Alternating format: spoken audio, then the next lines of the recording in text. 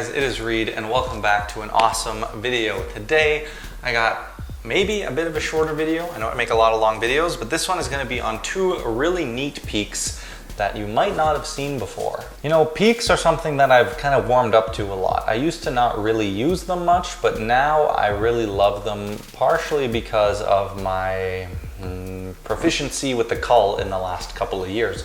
They're really, really deadly when you use them with the cull. And these peaks are something that are pretty unique. One of them I use a lot. Other one not so much, but I think it's really cool still. The peak that I use a lot that I quite like is the one where I'd have a card maybe selected. Let's say it's, well, I'm gonna peek it so it doesn't matter, 3 of clubs, and I'd push it in at an angle so I can get a break above it, and then as I hand it to them to shuffle, I make a step so I can see it like that. So I've taught that before, go check out that video, but that's just from a pinky break. You push over and create a step as you hand the deck out, and you just kind of can easily see that step. So when I do it, I just take their card, push it in at an angle, and then I can just get a break right there, and I instantly push over the step as I hand them out the card. So these two peaks, one is called Everybody's Peak by Kostya Kimlat. Super easy, super incredible. I love how fooling it is. I use it all the time. The other one, there's different versions. I mean, a lot of people kind of have an idea on this peak. I've heard, I forget whose it was, and I tried to find it, but heard it called the Blatant Peak, at least that specific handling of it. I've seen Kevin Booth do something with it recently in one of his videos, but I'm not exactly sure the official use or naming. I'm just going to show you my handling and kind of how I go about using it a couple different ways. And then yeah, so there were two pretty cool peaks, and so yeah, let's get into it. I will explain to you guys why I love peaks, how to use peaks effectively, and let's just get into it. So let's start with the Blatant Peak, is I guess what I would call it, because that's the name that I had heard. So what you do is you have a card selected, usually like this. Take a look at the card, and you leave the card in the middle. Of course, I could have thought of any one of these cards, and just like that, I already know it's the King of Diamonds. So that is an awesome peak. Quickly on the exposure of that peak, they'll have a card selected. We'll lose it in the middle, and then we know it's a 2 of diamonds. So there's a couple different ways to get into this. One of the most easy and practical is from a dribble. You show them this card, and then as you're closing, you close off to the side a bit, like almost on purpose. You just kind of miss, and then you just slide over, and these fingers kick that card over just a little bit. You don't need much. I would do probably like this. So you come here and you just close like that. You get plenty of card. It's hidden by the hand, and you can wait. I would wait here for a second. Wait, and then you just gesture. You say, you could have had any one of these cards, and as you open up, you can easily get a peek of their card. You bring the cards back into dealer's grip, and these fingers square up everything, and you come like this. Okay, so it's very quick. Boom, boom, boom, right? That's all it looks like, and you've peeked the 7 of clubs. So that is the mechanics on it, really, from this view. I like doing this a lot. I just come, close like that, boom, you can see the cards off here, get my peek, and I square. So I like the idea of hitting the deck hard, because it sounds like you're closing it. You're not getting a break or anything, but you're just hitting this front edge right on the middle. So you're just kind of tapping like that. Boom. These fingers push as you square up everything from the top. Then you get this, you let go with one hand, and there's a great reason to add some time misdirection here. Wait a little bit, and then say, you could have picked any one of these cards.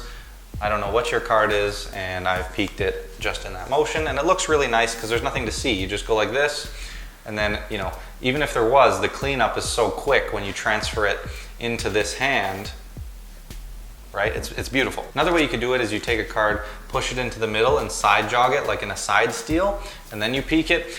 I don't really like that as much because I don't like handing out cards with peeks, because then it feels like maybe you could have seen it at some point, if they're not super careful, and then typically you'd be taking the card back to insert it, to push it in, and it's, maybe you could have peeked it in some way. So I always prefer doing a peek from like this or just like this. You could also have them say stop, they look like this, and as you come back down to close it, you get the jog in the same way, right? Riffle, pick up, they see it, and then as you're closing, you're just kicking that card out with the fingers. So that's kind of the main way to use it. this hand movement, you know, you're just kind of saying you could have chosen any one of these cards, and it's just a super slow glance down. How I would take that peek, right, is I'd go like this, and I'd say, of course, you could have chosen any one of these cards, right? A good idea is don't keep your hands down here so you're like this, you have to glance down. I'd say like this, you could have chosen any one of these cards, and I can even glance it there. I didn't even have to look. I can see out of my peripherals it was the 9 of hearts, right? Right, so let's do another one. So I say, look, you know, you could have thought of any one of these cards, it really doesn't matter. I know it's a 6 of hearts. With your peripherals, you don't even need to look. Another little subtlety here is you can say you could have chosen any one of these cards, and then you come up, it makes sense. You don't point at someone down here. So you say, look, you could have chosen any one of these cards, and you come up with one hand, peek it, and then you transfer it back into this hand on your way down. That's really, really nice. You could have chosen any one of these cards, or for whatever reason you want to point. I like pointing a lot. Another thing I'll do is I'll say, can you shuffle? That's when I'll get the peek, and I'll say, here, shuffle the cards. And I'll do it like that. So it'll be over, and I'll say, can you shuffle? This is when I'll get the peek, and then I'll bring the hand up, and it's just instantly closing and handing them out to shuffle. So that's a really, really nice idea. So you say, look, can you shuffle? And you hand them like that, and it's squared up. There's nothing for them to see. Body language with this, really nonchalant. Here, can you shuffle? Boom, shuffle. Nine of diamonds there, right? So great peek, really, really love it. Just easy, awesome, and yeah. All right, so now let's get into everybody's peek. So I'm gonna show you what it looks like. So it looks like this. Say stop. Right there, I'm not looking, guys, not looking in the camera. Square it up just like that. And just like that, I already know it's the King of Spades. That is how incredible everybody's peek is. Kostya Kimlat had a great story about this, how he was doing a trick for some spectators, and he was dribbling and had someone peek a card. I think it was like he was pretending to have the other spectator guess, and he was expecting them to get it wrong, obviously, but they got it right. So he had another spectator, he said, guess what card they just saw or something. And they got it right. And he's like, okay, that's weird, let's do it again.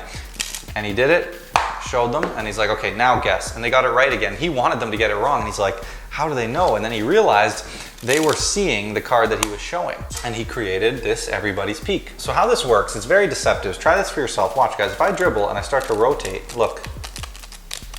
You can see the cards dribbling off the back. And that's literally all you're doing. You're watching the cards dribble, and I know that's the 8 of diamonds, right? I'm dribbling, and I know 8 of diamonds again. There we go.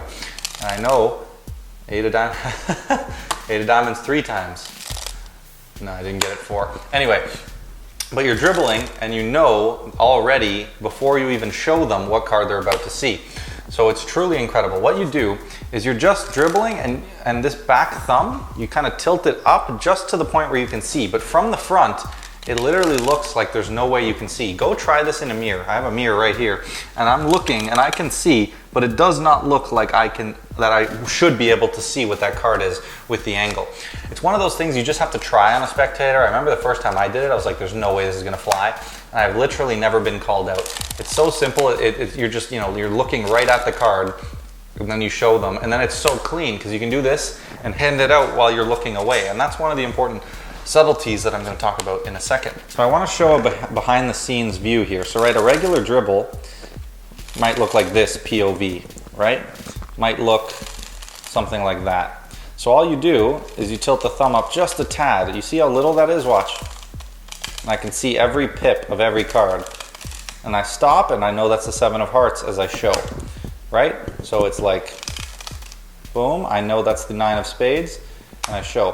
What you don't want to do is this, and then turn, and then show. So you want to make sure as you're dribbling, you get to the right angle, so you can just show 8 of spades and close. Now, some of the important subtleties, very important. This is genius. It's using the head turn. So what you're going to do is you're going to say stop whenever you want. You're going to be slightly tilted away, but you're still looking, right? So it almost feels like you're looking away, but you're still there, and that's okay. So you go, say stop. The second you get the peek, the second you see it, you complete the head turn, and you say, you look at that, I'm not even going to look. And then you do all the rest of it with the head turn, and their memory of this moment will be that your head was turned the whole time. So you say, here, look, say stop, there, right there, look, I won't even look, close that up, and I already know it's a jack of spades, right? Incredible.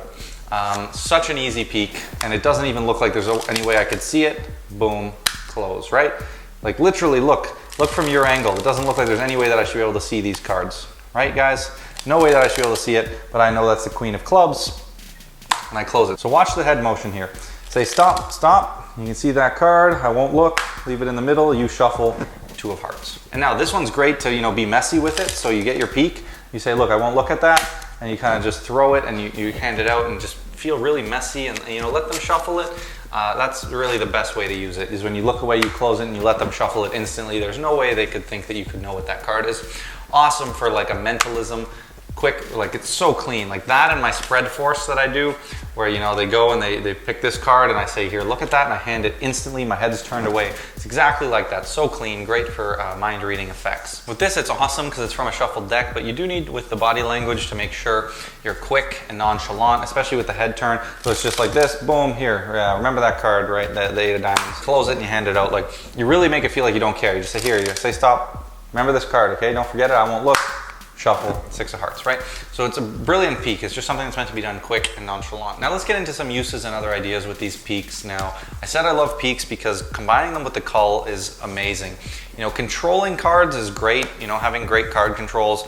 You know, I have my go-to top control, my go-to bottom control. I use those very often, just like I have my go-to force that I use most of the time. And eventually, as you get better, you kind of just settle on a few moves that you like to use that can get every job done. And then you have all the other ones in the back just in case you need to pull them out. You know, a lot of people say don't use the same force over and over, but if it's clean enough, you can use it all day, baby. That's my thought. So I just use my spread force all day.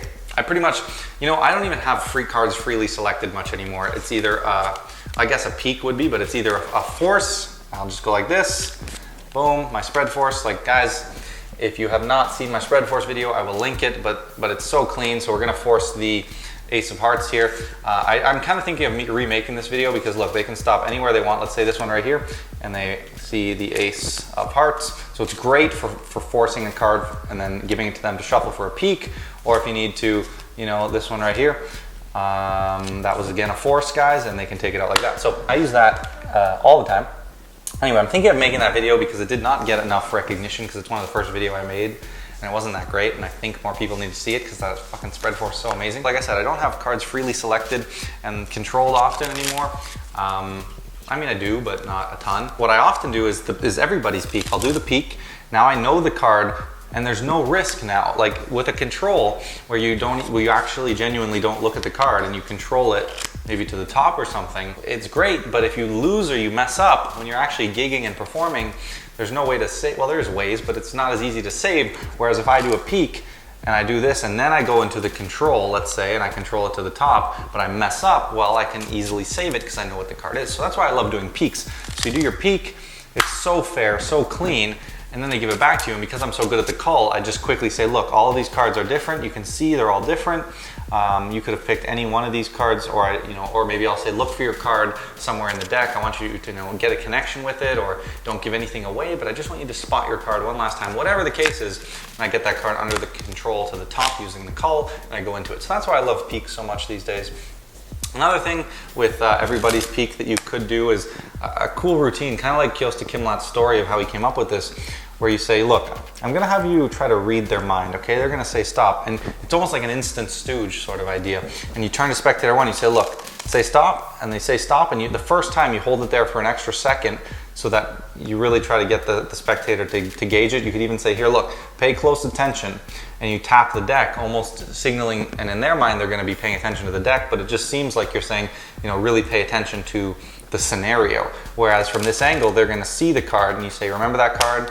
Boom, and you say, do you have a sense? Really read them, and they could get it right, and you can almost do a bit of an instant stooge. Maybe you could even do it a few times. I think that could be really fun to play around with. I haven't done it yet, but I think it would be awesome. So all right, guys, that is the 2 peaks. I hope you love them, and I hope you start playing with peaks more. If you just control cards all the time, play with peaking cards instead of, you know, always doing a control. Just do a peak and let them shuffle, and then use the cull.